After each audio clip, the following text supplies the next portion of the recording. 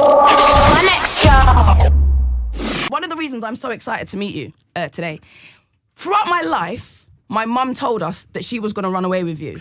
This was a thing. When we were misbehaving, when my dad wasn't washing the dishes, she's going to run away with Denzel Washington. So I feel like I'm finally meeting the man who potentially was going to be my stepdad. So it's nice to meet you, Dad. How are you? Well, it's my pleasure. How you been, sweetheart? I've been good. You know, I've been waiting for you to come around, So we got to take a picture for your mom. If she's going to kill me if I don't. Absolutely. Now, watched Fences. Absolutely loved it.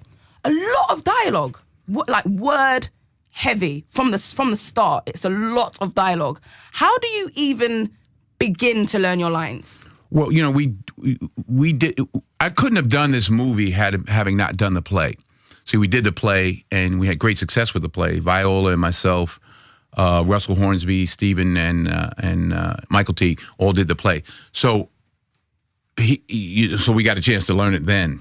It's too much. I mean, he doesn't shut up for about 25 minutes. It's a lot. It's a lot. Did it take a long time, though, to actually get to that point where you said, okay, I know this role? Or did it need a lot of prompting in between? Because that's probably more dialogue than I've, to my memory, know in a film. It's literally just, you follow the story through the words are the music. The words are the action. And then the plot unfolds, and we won't give it away, but things start to happen. A lot of things. Yeah, a lot of things. But, you know, that's the beauty of it, of August Wilson. He writes these characters that they're real people, you know, not the perfect ones, warts and all. You like Troy, then you don't. Then maybe you understand him, then you hate him again. Then, you know, why does she, I don't want to give it all away, but, you know what he does. I know what he does. Yeah. Now, Tony Award winning, obviously on the stage, won Golden Globes now, and nominated for Oscars. SAG Award. I won a SAG Award. Got to add that in. Viola won a Golden Globe. That's right. You're right. Get that in as well. Yeah, she's got the Golden Globe. Got them both.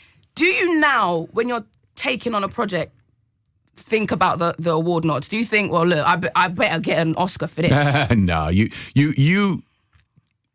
Like actually, the next script I have, a movie I'm doing this year, is a very good script, and you can't help but think about it a little bit. I mean, to say, oh no, that never comes into mind is nonsense. It comes into mind, but you can't work like that because, well, what do you do about that? I'm still trying to do my best anyway, whether I get rewarded or awarded for it or not. You're just trying to do your best, but you can't say, oh, I'll do this because there's a scene in Fences where you're in an intense exchange with Viola, and when she tells me how she feels, and she's crying. There's bogey on her face. There's snot on her face. Bogey.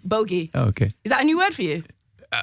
For snot, yeah. Snot, yeah. Bogey. There's snot on her face. Boogers. Okay. Boogers on her face. There's no she's boogers crying. on her face. There is. It's like not boogers. It's like into her lip, and I was like, wow. If they don't get awards for this. In the Snot Awards, the bogey goes to. The bogey goes to, like, that. Surely, you think we are deserving of all the accolades that are coming our way. I could have actually digitally taken it out, and I chose not to, because it's raw and it's real. Everything in her life is on the line then, and that's what she delivered, and that's what we recorded, and that's what I kept. Because we actually, some of the guys up above me in the pay grade, well, in the physician grade or whatever, the studio was like, well, maybe we should clean it. We can digitally take it. I said, no. This is what happened. This is what happens. And it's brutally honest. So that was just natural. That was part of that scene. That's what happened. That's what happened. There was we didn't no add plan nothing for it to be like that. No. Wow. No. On the subject of awards, you've won many. Do you practice your face in case somebody else gets the award and they cut to you? Do you think of your pretend clap and the fake smile beforehand? Obviously, you've thought about it. I've always wanted to ask you this, because surely, as a noble man, you're not going to do the actual face, which and is the camera's right there. It's right there.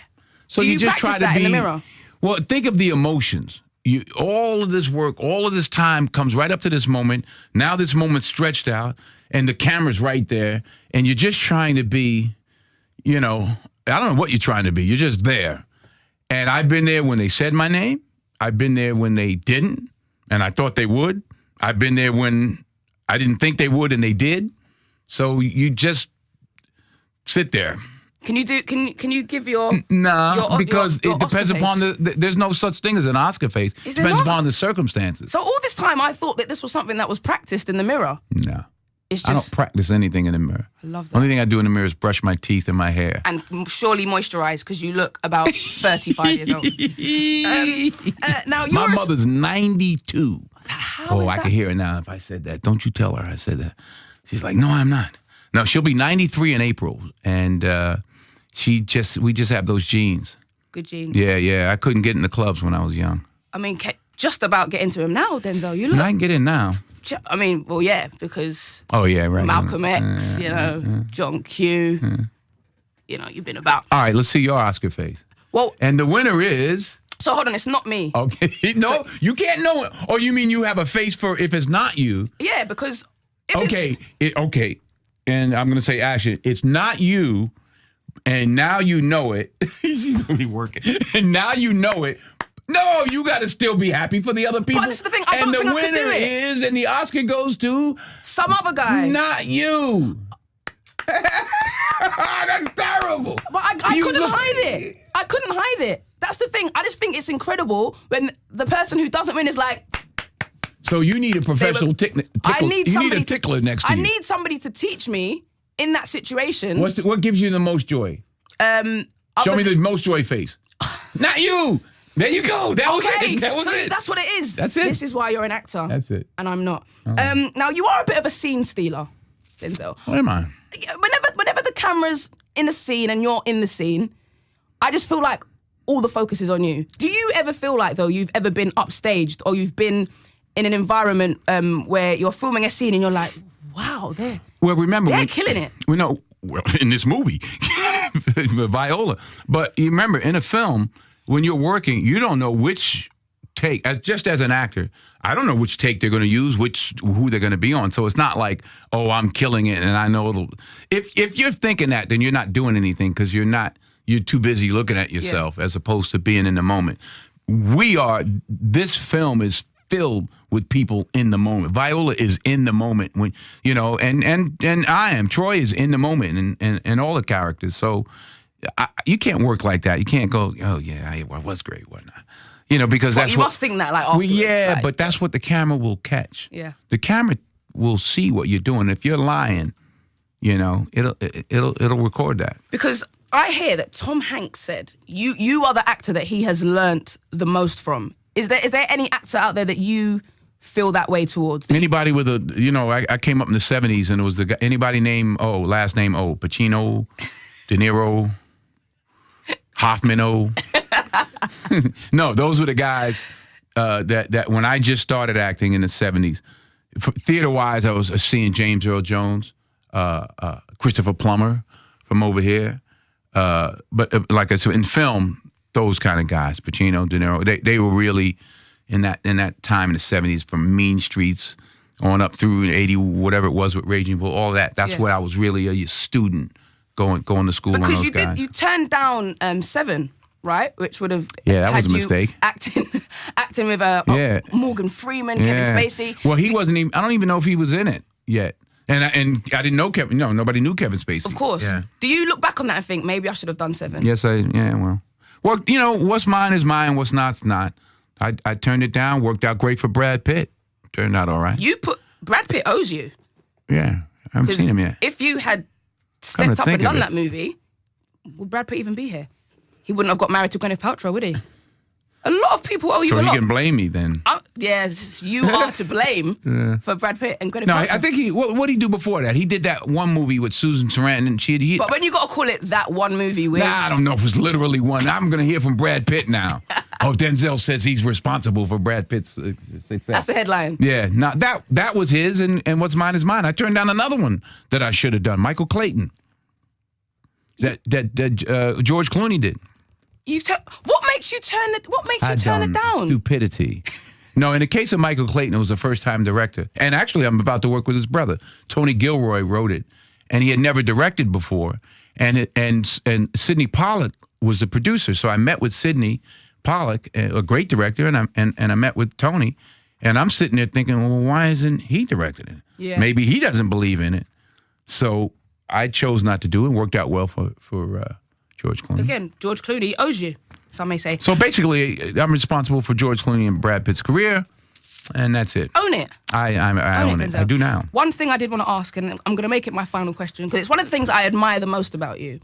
Your ability to have been married for 34 years in Hollywood. What is the secret? In any town. Forget Hollywood. In London. In South London. In Islington. This is what I'm saying. Yeah. How? In Shepherd's Bush. You know you're London That's man. it. You know you're London man. On the old Kent Road is hard. It's hard anywhere. Aylesbury, Deptford, doesn't matter. How do you...